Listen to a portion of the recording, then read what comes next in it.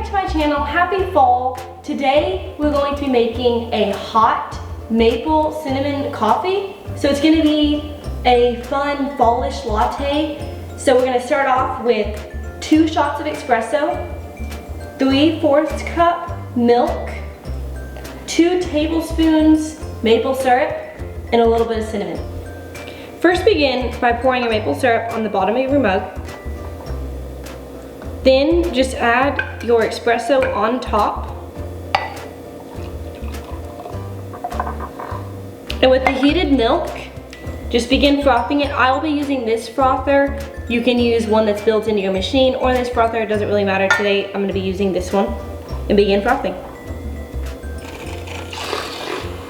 With the milk frothed, just carefully begin pouring it on top.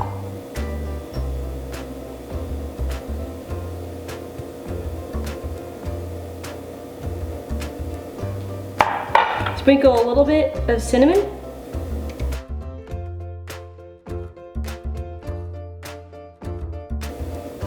And your latte is complete.